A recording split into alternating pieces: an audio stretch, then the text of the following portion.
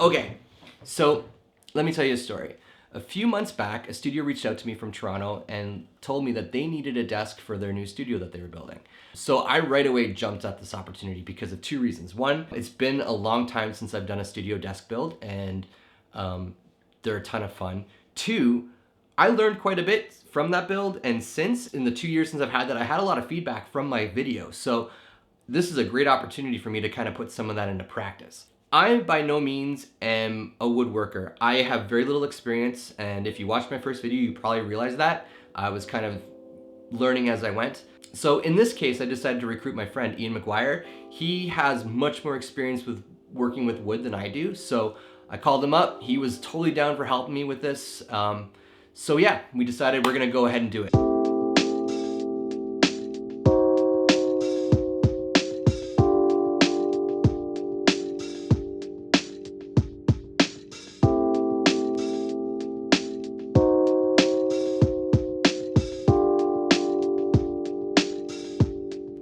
So the first thing I did was, before I did anything else, was I picked up the materials and I laid out all the plywood and sketched out the blueprints just to make sure that everything made sense to me, just to kind of get my head in the game a little bit, if you will. What I used for the sketching out process was I used a drywall T-square, like the big ones that you would use, and I used an angle finder just to make sure, because there was a lot of angles that were written in the blueprints. The next step was to actually cut the wood. So I loaded up all the plywood into my car, which I was surprised everything fit. We got everything in the van, and I went to Ian's house.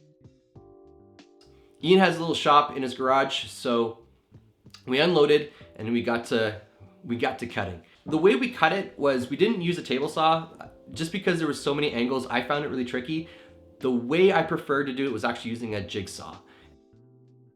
When cutting, what's important is that you're using a straight edge. And so what we did was we had a long level and we clamped it down, and we measured from the blade to the end of the shoe. And if you don't know what the shoe is, that's the bottom part of the jigsaw, the flat part. We just got the measurement there and then drew a line, and then we set up the straight edge on that. And when we cut along that line. It worked really well. It might be a little bit time consuming, but we got some really, really nice cuts.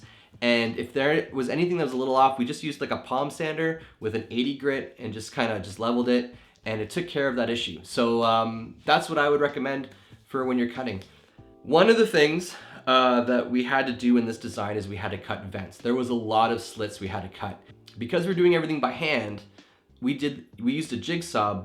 The way we did it was we would drill 2 pilot holes, one at the edge of the one end of the slit and then one on the other, and then we'd use a straight edge and the jigsaw and cut along that. And it gave us a fairly decent cut. Just take your time when you're doing it, because sometimes the blade will start to angle and then you get some weird things. So you just might have to do it a couple times. So by the end of the day, we ended up having majority of the desk cut, and we had majority of the vents cut, which was really cool. So I was really excited about how everything looked, and I took a bunch of pictures and I sent it to the client.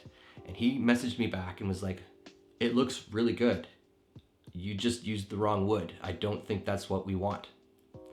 We've been going back and forth about this and trying to figure out ways we can fix this. And the only explanation I can come up with is we have to redo it. We have to start from the beginning. I was talking to Ian and I just didn't think we can do it. I was like, you know what? I have a reno going on. I have so much other things.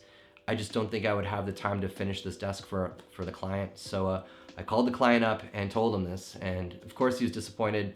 I was disappointed, but we left it at that. So I went to bed that night feeling like garbage. I didn't sleep. I just felt like I let everybody down on this. Just this one simple thing. About 3 a.m, I just said, fuck it. I'm gonna build this desk. Okay, so I picked up this wood from Home Depot. It's a double-sided veneer maple plywood. Yeah, it's really nice. I think he's gonna really enjoy it. It's gonna stain up really nice. And it wasn't super expensive. I think I paid like $80 per sheet, which isn't too bad considering some of the A-grade veneer hardwood plywood goes for over $100. So it fits the budget nicely. Oh, and before I forget, I didn't do this initially when I picked up the first run of wood, but Home Depot will cut the wood for free. So I had them just cut it up into 4x4 sheets so it's easy to manage. I'm doing a lot of this stuff tonight by myself, so being able to maneuver the wood's very important. So anyways, like I said, I'm gonna draw this up and get everything sketched out and get it ready for cutting. Here we go.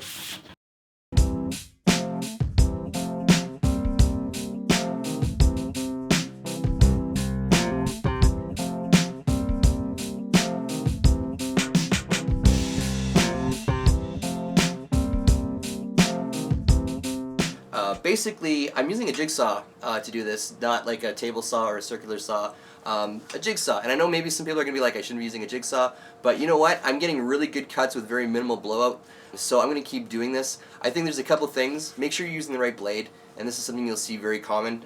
I'm using a blade that has 20 teeth per square inch, so I'm getting really fine cuts, which is really good, and I have a lot on hand, so if they break, I just pop in a new one. So I've been asked earlier, why am I not using a table saw? And I'd love to, except for two reasons. A, I don't own a table saw here, so I can't use one. I have the jigsaw. And B, I actually think it'd be pretty tricky to get good cuts with this because it's so big and there's so many angles and that. So for the straight cuts that we got to do, yeah, of course, we're going to be using a table saw. But for this right now, the jigsaw is actually working really well, so I'm going to keep using that. What I did differently compared to my first desk was in my first desk, I literally just took wood screws and just drilled them in. And that's how I did it. And there was splitting and all this stuff. So we decided to use a pocket jig. And a pocket jig is just a system that allows you to get angled cuts that is sturdy and the screw is hidden, which is really nice. You can get plugs if you really wanted to and just sand it. We didn't do that, but you could. So we used the pocket jig, and if you use white glue or wood glue, you're gonna have a super sturdy desk. There will be no wobble. It's gonna be great. Anyways, so we did this. I'll have a link below of pocket jig setups that you could use yourself. So as we lined it up, we put everything together, made sure everything squared up. We had to do a little bit of sanding just to kind of make sure everything fit. But all in all, this desk went together really nicely. And to finish it off, we used veneer edging just to kind of hide the plywood cuts. They come in rolls, they're very cheap, and they're actually really easy to put on.